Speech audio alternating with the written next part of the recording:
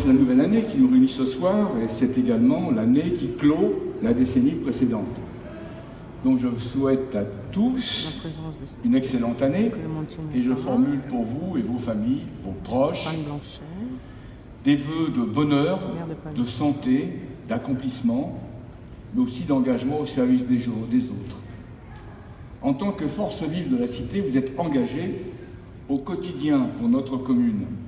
Vous le savez, la ville ne saurait se résumer à la seule ville institutionnelle.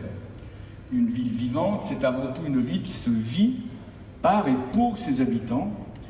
La vie d'une ville, c'est avant tout le dynamisme de la vie associative et de son empreinte économique. Ainsi, l'engagement individuel rend cette ville plus belle, plus dynamique, plus attractive. Et je tiens au nom de la municipalité, de mes collègues du conseil municipal ici présents, à vous remercier pour cet engagement au quotidien jamais démenti à Tremblay-en-France. La vitalité économique ne doit pas être oubliée, une vitalité qui s'étend du petit commerce jusqu'aux établissements les plus réputés, en passant par la création d'entreprises nouvelles. Elle permet la création de richesses nécessaires à la vie de chacun. Donc je tiens à remercier aussi les acteurs de la vie économique du territoire. Votre travail profite à la collectivité, c'est une chance de bénéficier à Tremblay d'un tel dynamisme. D'ailleurs, une des images de marque de la ville, c'est une ville très dynamique où pas mal d'entreprises, beaucoup d'entreprises s'y installent. Vous savez, cette année, ces vœux sont un peu particuliers. Ça se passe tous les 6 ans, je ne sais pas pourquoi. Ils viennent clore un mandat municipal commencé en 2014 et ils se tiennent dans une période spéciale dans laquelle la parole publique est encadrée par la loi, ce qui est normal d'ailleurs. Les Tremblaysiennes et les Tremblaysiens voteront selon leurs convictions, leurs idées, leurs jugements sur l'action municipale et en fonction des offres politiques qui se présenteront. Donc, ils auront un choix très large et c'est à eux de décider quel doit être l'avenir de notre ville. C'est cela, la démocratie. Dans ces conditions, le débat électoral dans l'espace public est prévu pour cela. C'est donc pas ce soir qu'il se tiendra, ce n'est ni le lieu. Mais en dehors du débat électoral, de la promotion publicitaire, il reste heureusement bien des sujets de parole possibles. J'avais évoqué en 2014, peut-être que certains d'entre vous s'en souviennent, le besoin de fraternité dans notre société, cette grande oubliée de la devise de la République. Je n'ai pas grand-chose à retirer sur mes propos d'alors, et je constate même que depuis 2014, cette valeur de la fraternité a été au cœur de l'actualité et même fait l'objet d'une petite révolution juridique, je vais y revenir. Depuis 2014, la fraternité est devenue un principe à valeur constitutionnelle, défini comme tel par le Conseil constitutionnel, notamment lorsqu'il s'agit de venir en aide à autrui. Voyez à quel point ce thème de la fraternité, loin d'une abstraction philosophique, peut constituer un principe concret d'action. C'est là un des rôles de la politique, au sens le plus général du terme, que de se battre au quotidien pour que ces valeurs se transforment en action. Ainsi, je voudrais ajouter à mes vœux de bonheur, de santé, le vœu de fraternité qui reste un ciment puissant de vivre ensemble à Tremblay, mais dans toute la France. Et ce serait souhaitable que ce soit aussi le cas de la terre entière.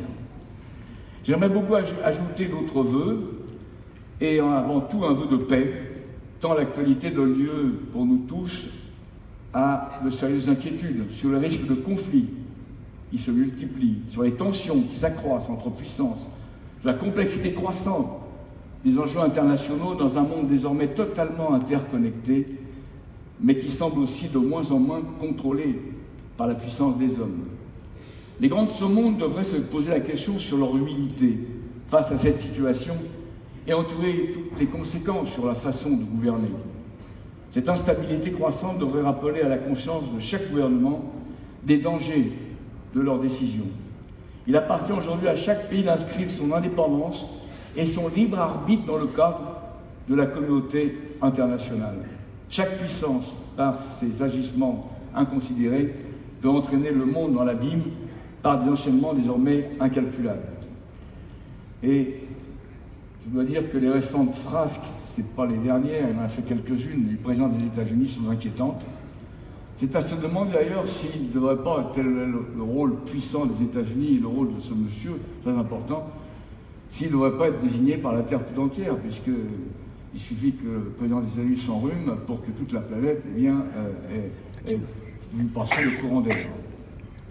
Cette approche pacifique englobe bien sûr la question de la prévention de la planète et de la préservation. La question climatique, bien sûr, mais pas que. C'est aussi la défense du vivant, la préservation des ressources naturelles qui sont limitées, la nécessité de progressivement transformer nos sociétés vers des modes de développement durables, renouvelables. Tout cela reste extrêmement connecté à la question de la guerre et de la paix. La bataille pour s'arroger les ressources naturelles est cause dans les conflits les plus anciens du monde et ne pourra que s'exacerber que si, évidemment, ces ressources s'amenuisent. Voilà encore un vœu que je fais, que les dirigeants intègrent à leurs décisions cette donnée. Jusqu'à preuve du contraire, notre Terre est une exception dans l'univers. Nos ressources, quelles qu'elles soient, sont limitées et le système capitaliste ne veut pas continuer à puiser sans cesse et sans limite dans ses ressources. Surtout si à la fin, les richesses finissent concentrées dans les mains de quelques-uns. Prenons conscience de ce chiffre. 26 personnes, 26, possèdent autant que la moitié la plus pauvre de l'humanité. Aujourd'hui, il semble clair que écologie, solidarité, partage, égalité sont des notions inséparables. Je veux d'ailleurs un autre chiffre tombé hier. Un nouveau record a été battu. Et oui, la France bat les records, quand même. Et on a l'impression que ce record est battu tous les ans. 60 milliards d'euros ont été versés aux actionnaires du CAC 40. 60 milliards en une seule année. Et il ne s'agit pas des petits actionnaires, puisque ceux-ci se partagent quand même 4% de ces actions. Il devient de plus en plus indécent de dire qu'on ne trouve pas d'argent pour financer la transition écologique, pour financer les hôpitaux, notre système éducatif et nos retraites. Les retraites, je n'ai pas développé, mais il ne me reprochera pas d'avoir parlé des retraites à l'occasion de cette soirée. Mais quand même, c'est la confusion la plus totale. Personne n'y comprend rien. Aujourd'hui, il y a un projet qui a été présenté aux organisations syndicales, encore que certaines l'ont eu au dernier moment, n'est-ce pas Philippe? Et il ressort de cela qu'on va demander de travailler plus, de payer plus de cotisations, mais au bout du compte, la valeur du point, si tant est que ce système sort vainqueur de ce débat, et je ne le souhaite pas du tout, eh bien, on aura moins de pensions. C'est pour ça qu'il y a un puissant mouvement, il est vrai, de solidarité avec ce mouvement. Pourtant, les gens en bavent, hein. C'est pas facile. J'en connais ici, je vois qu'ils prennent le RER tous les matins, enfin, quand ils en trouvent un, et qu'on a des difficultés ou à trouver un bus. C'est difficile, c'est compliqué. Bon, on n'est pas content, mais on ne s'en prend pas aux syndicats. Et ça, c'est une donnée que devrait comprendre le gouvernement. Alors, vous voyez, des milliards existent. Il est, à mon sens, nécessaire de remettre tout sur la table, d'arrêter avec ce projet. Et hier, j'entendais d'ailleurs un monsieur, du mal à prononcer son nom, mais qui est secrétaire d'État, nouveau secrétaire d'État, qui disait, mais oui, on était obligé de donner le texte au Conseil d'État parce qu'il y a des règles à observer. Mais c'est un mensonge. C'est le gouvernement qui a l'ordre du jour de l'Assemblée nationale. C'est lui qui décide à quel moment ce projet de loi va venir. Alors évidemment, s'il donne une date, ben, il faut que quelques semaines avant, ça passe en Conseil d'État. Mais ce n'est pas le Conseil d'État qui a demandé que le projet passe devant lui. Le projet n'a pas ce rôle-là. Voilà. Donc, on va voir la suite. Hein, mais nous, Ville de Tremblay, votre serviteur, nous, on a pris position. Nous, on soutient le mouvement de grève, on soutient un combat qui est difficile. Parce que quand même, je le disais encore il y a quelque temps, on dit pique-pendre sur les syndicats. Le président de la République dit, mais les corps intermédiaires, bon, hein, oui, c'est bien, précaution docile, oui, le droit syndical est respecté, le droit de grève est respecté. Mais tout est fait pour déstabiliser le mouvement syndical. Mais les amis, je vais vous le dire, moi, on doit la sécurité sociale à qui? Au mouvement syndical. Voilà. Un certain Ambroise Croizat, d'ailleurs qui était dirigeant de la CGT. Voilà, on doit faire. On doit, c'est bien vous dire la on doit, toutes les batailles progressistes qui font avancer le droit social en France, c'est le résultat des luttes, de l'intervention des peuples et des syndicats. Et je sais, bon, parce que Philippe il est là, que la CGT a joué un rôle essentiel pour le progrès.